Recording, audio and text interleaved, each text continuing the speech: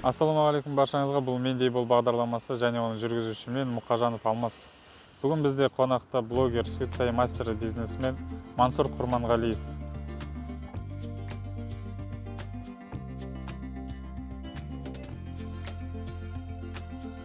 Ассалаумағалейкум. Уағалейкум ассалам. Қалыңыз қалай? Жақсы, құдай деп. Отырсаңыз болады? Өзіңіз. Аллаға шүкір. Обана. Көңіл күйіңіз қалай? Жақсы, Аллаға шүкір. Бұрын соңғы коляскаға отырып көріп пе? Отырып көрдім. Жүріп кетеміз? Жүрдім. Қандай случай болып кетсін? Дос балаларым, Елдос балаларым. Елдос Баялышбаев, е?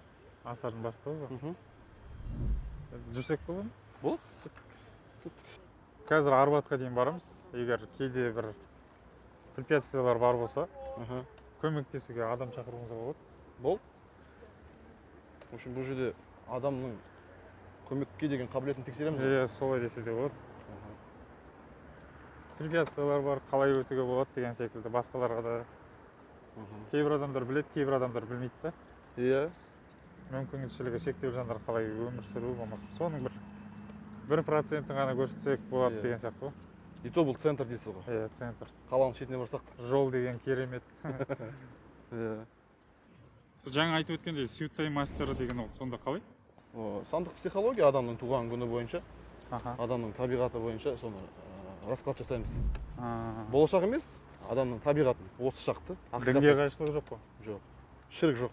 Шірік жоқ. Өзіміздің бойынымызға Алланың несін, жұмысын алмаймыз. Соны көрдім де, сіздің неңізден ше? Инстаграм парақшаңыздан көрдім. Суицай мастер деген сонда қызық болды да маған, не деп ше?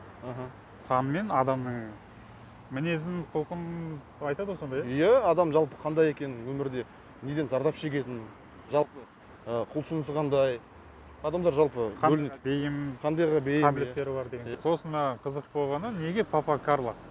Өйткені мен ағашпен айналысқанмын ғой, цехым бар өзімше. Сондықтан енді Буратиноның әкесі кім? Папа Карло ғой. Лев Толстойдың сол несіне байланысты ғой сонда, шығармашылығына? Иә. Вот первое препятствие дейсің ғой. Андағы жерде де бар екен, байқаңыз. Ана әкімге звондап айту керек қой.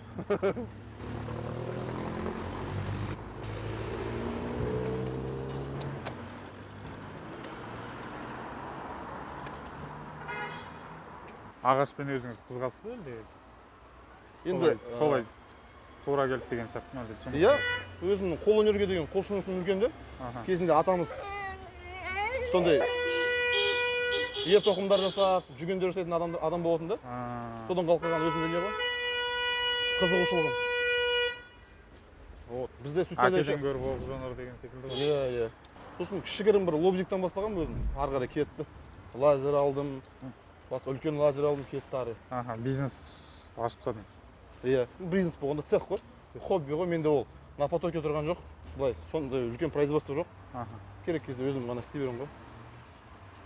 Блогерлікті қай жылы бастадыңыз? Блогерлікті міне как раз суицай бойынша 30-дан асқан кезде адамға миссияға қосылады. Менің миссиям жеті. Миссия жеті деген адам өзіне атақты признанияны қалап тұрады да. Сол кезде мен жестко қосылды. Ол кезде мен білмедім ғой суицайды енді.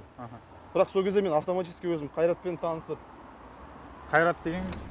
Қайрат Абдрахман. Сонымен танысып, екеуміз дос болып, мен уже өзіме признанияны атақты ала бастадым да. Соның арқасында блогер болып кеттік. Жаңағы өзін айтпақшы. Комплекс болды, ұялдық кішкене камерадан. Мысалы өзіңізде. Жұбайыңызда? Жұбайыңызда сода? Жұбайым екеуміз де мастеріміз. Екеуміз де мастеріміз.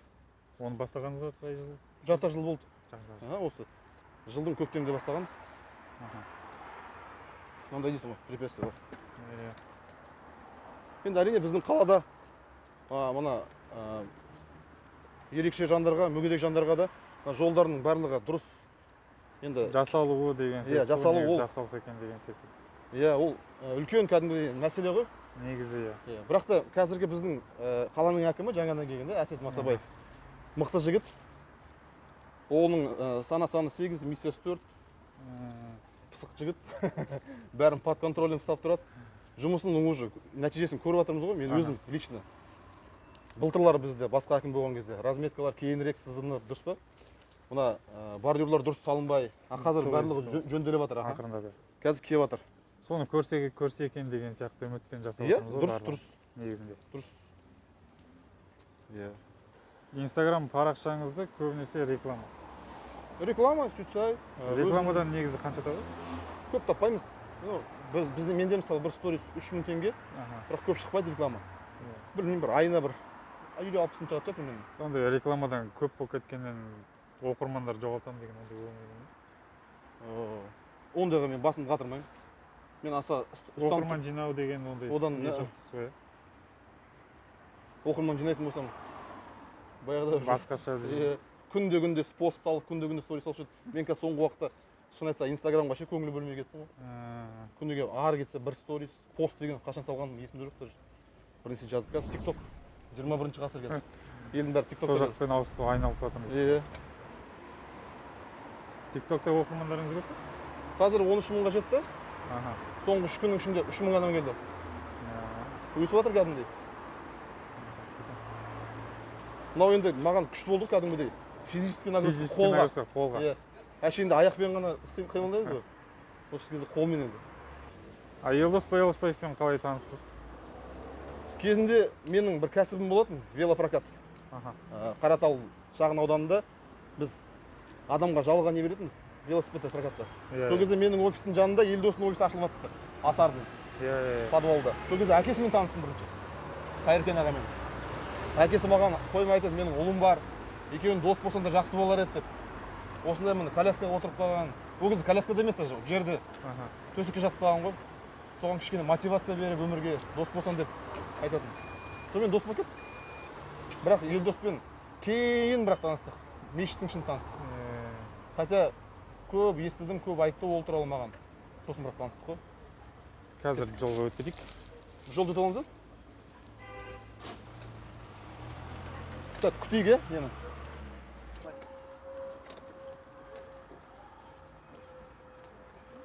Сөйтсеңіз, кішкене жылға. Да, походу. Все, давайте. Ну, в принципе, бізде мына орталықта нормальный условия. Менде сұрақ неде ғой, сол благотворительностьпен айналысасыз ғой? Қайырымдылық. Енді қатты көп айналыспаймыз, бірақ та сұраған кезде айналысамыз, иә. Бәрібір әйтеуір қолыңыздан келгенше көмектесемін дейсіз ғой? Иә. Инстаграмыңыздан көріп қалғам, ана монша салып жатқаныңыз жайлы негізі. Иә.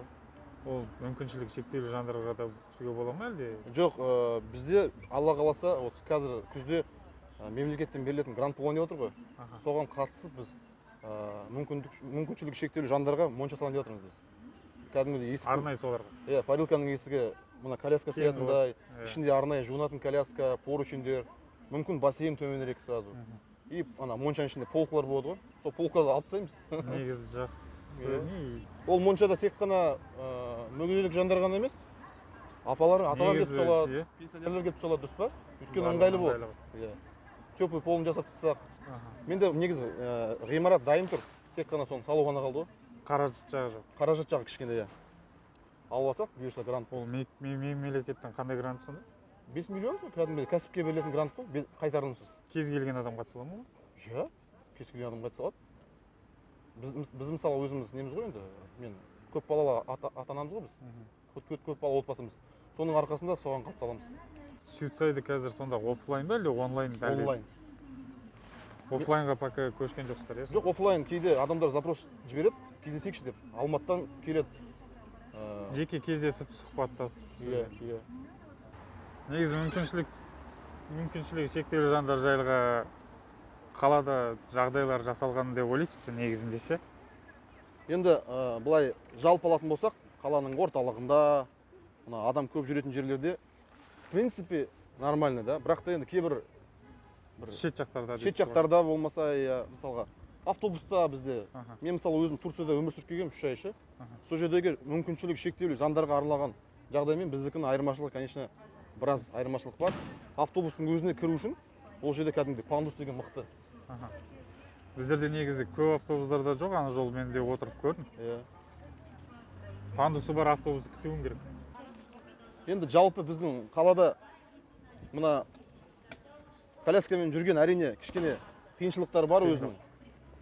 Мысал ретінде мемлекеттік госоргандардың өздерінің ғимаратына кірудің өзі кішкене қиындау ғой. Енді соған қатысты менің енді білуім бойынша арнайы кнопкалар бар, иә, шақыруға болады. Негізі, иә. Бірақ оның көп жағдайларда андай көтеретін нелері болмайды ше. Пандустары. Пандустары специальный подъемниктар. Негізгі подъемниктар болу керек олардың ше. Иә. Барасында тұрасың далада болды. Енді мен білуім бойынша көп жерде ол бар. Бірақ көп жерде ол істемейді. Иә, көп жерде істемейді.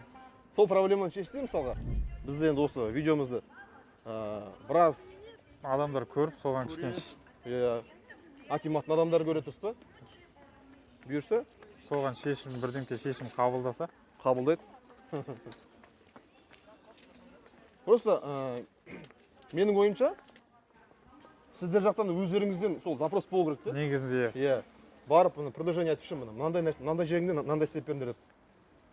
Мысалы, Алмас, мына келдік, мынау бізде Шолпан сауда үйі. Мына пандусқа енді не то что коляскамен, инвалидный, да?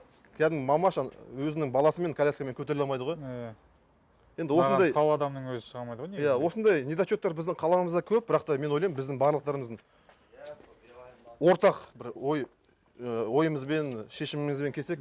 Көп адам негізі біле бермейді. Мысалы, әкім келіп, әкімнің қол астында нелер бар ғой, замдары. Солар келіп, осы торговый домдарға айтса, міне, сіздердікі дұрыс емес. Бір өздерінің бір штрафтары болса, бірінші рет кешіріп. Негізі заңдар болу керек қой негізі. Егер пандус болмаған жағдайда, болмаса ыңғайсыз болмаған жағдайда штраф салыну керек деген. Мен қазір енді өзім мына жаққа шығып көрейін. Максимально қаншаға шыға аламын да. Бірақ енді мүмкін емес қой. Мүмкін емес, мен қазір ана бір видеодағыдай Нұрбақыт сияқты аударылып кетемін ғой. Акиматтың бір жігіт аударылды ғой. Нұр Отанның алдында. Мүмкін емес, міне, мен шықтым. Жоқ, қажет жоқ. Жоқ, түсініп отырмын. Мен қазір шықсам да, мына кафельдің өзі тайғанақ қой, коляска шыға алмайды физически. Жалпы өзім кезінде архитектурада жұмыс істедім, білем, мына пандустың градусы 11 градус болу керек. Екі жағынан поручень болу керек. Бұл жағдайдың ешқайсысы бұл жерде жоқ. Так что көп препятствие негізі жалпы қалада, иә. Соның барлығын ескерсе, сіздер үшін. Негізі архитекторлар болмаса, соны сызбаны жасайтын адамдар ескертіп айта ма негізі? Жалпы олар негізі бұлай болмайды деген секілді. Жалпы олар өздері сол проектін қабылдаған кезде қол қоймау керек. Иә. Мына жердің өзінде, мен білмеймін. Бұл енді әр жағдай әртүрлі болады ғой. Кезінде өтіп кетті. Ол кезде ондай жағдай талпыныста болмады да, сұраныста болмады деген сияқты. Айтатын адамдар болған жоқ қой негізінде. Мен мысалы ана жақтан қазір шығып, былай төмен түссем біттім ғой. Текелдегі горкалар адырамғасын дейсіз ғой. Мен де қазір зарядқа отырдық, артынан көмектесіп жібереді. Гүлвира Нұрханна көмектесіп жібереді. Жалпы біз Турцияда өмір сүрген кезде көп жерде осындай пандустар жоқ. Былай осындай кішігірім магазиндерде олардың жерлері біздік сияқты кең емес. Оларда, бірақ та мен білуім бойынша, барлықтарында сондай адамдар көмектесіп тұрады. Көмектесіп шығады. Енді мен кнопка вызова байқамаппын, мән бермеппін оларда, бар ма жоқ па екенін.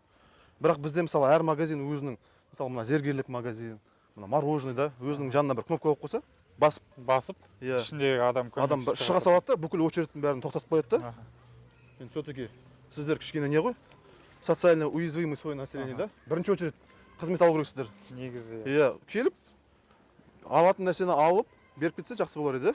Мысалға мынандай жағдайлар болады, кішкене провалдарда. Ну, енді бұл табиғаттың өзінің апатынан да кішкене қиындау екенін білем өтуге.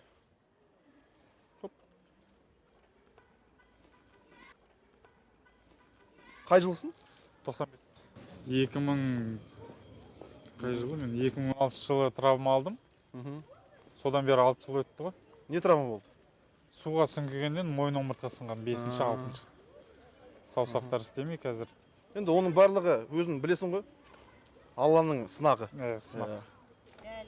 Маған ұнайтын бір жақсы жер, екеуміз коляскамен келетіміз, бүкіл жолдың бәрін жауып, ешкім үндемейді. Пофигу вообще. Барлығы. Жарайды. Ең жаманышы негізі осындай коляскамен жүрудің ше. Көшеде бір жерде магазинге тоқтап бірдемке алайын десең, басқа кісілер келеді, садаққа береді, өзіңді ыңғайсыз жағдайға қаласың да. Өзіңді ыңғайсыз сезінесің. Жоқ, брат, садақаны беріп жатқан кім? негізі алладан келеді ғой. Адам емес, Алла тағала беріп отыр ғой. Иә. Қабылдау керек қой. Мысалы біреу келіп маған берсе мен де алушы едім қазір. Включите. Ну вы же включили, теперь включите.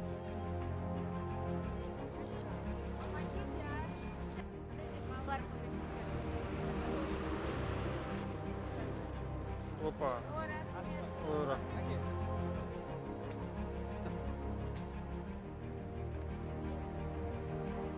Давай, брат.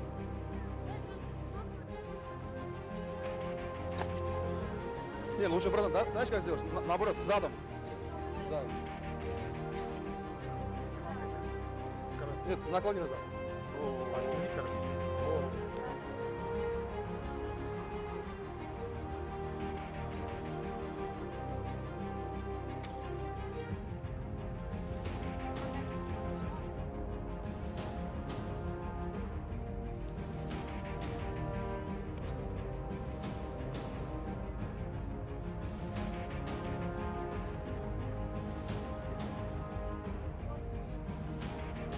А меня задом просто, да?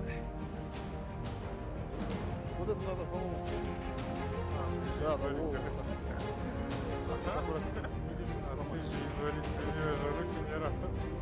Ой, рахмет. Енді Кіру өте қиын болды, негізі. иә, кіру өте қиын болды. Адамдар көмектеспеген жағдайда өзің кіре алмайсың. Иә, біз шүкір біздің қаламыздың адамдары мейірімді. Негізі. Иә, көмек сұрасаң көмектесе дұрыс па? Жоқ деп бұрылып кететін адамдар жоқ қой бізде. Кейбір қалаларда келген мүмкіншілігі шектеулі жандар асарда тренировка жасайды да. Иә. Бірге тренировка жасаған кезде оларда да айтады да, біз жақта инва-такси деген жоқ деп ше. Иә. Бізде бар. Иә. Және кейбір таксисттер болмаса көшедегі адамдар көмектесу жағы қиын дейді да. Иә. Көп кісілер осы жаққа дайындалуға келеді, Иә. емделуге келеді, содан осы жақта қалып қалатын көп адамдар көп. Енді шындап та мына қазір екеуміз отырып кофе ішіп отырмыз, иә, пирожный жеп отырмыз. Осындайға жетудің өзі кішкене қиындау, мен түсінемін да. Бірақ та сол нәрсемен күресудің өзі кәдімгідей бір мотивация ғой өмірге, дұрыс па? Иә, адамдарға мотивация. Бірақ соған қарамастан біздің осы жоғарыда тұрған ағаларымыз көмектессе деп ой ғой негізі, иә. Әсет Масабаев. Условия болса деген, иә. Бұйырса болады. Сол жоғары жақта кісілер көріп, қандай да бір шешім қабылдаса деген ой ғой. Иә. Мысалы қазір мен қолым жуылмаған. Қазір бір қол жуатын болсам, уверен мен жуылмаймын жерде. Осындай кезде бір мобильный раковина. Барып жуу жағы, иә. Бір мобильный раковина болып қойса, переносной. Қол жуа саласың да. Немесе есігі кең әжетханалар арнайы жасап қойса негізінде. Да. Әйтпесе көп жерде условия жоқ, бір сөзбен айтқанда. Да. Мәселен қараңызшы, менде мүмкіншілігім шектеулі болмай тұрып, осындай жандар бар екен білмейтін. Даже ойланбадым ол туралы. Ол жайлы ойланбайсың да. Иә, иә. Көп көрсең мешіттің алдында садақа қол жарын жайып отырған кісілер болмаса, сондайларды ғана көресің, ал былай көшеде жүріп жұмыс жасайтын адамдар бар екен білмеген бұл. И осындай коляскаға отырғаннан кейін тағдырластарым көп екенін көрдім да. Иә? Тағдырластарым өте көп екен.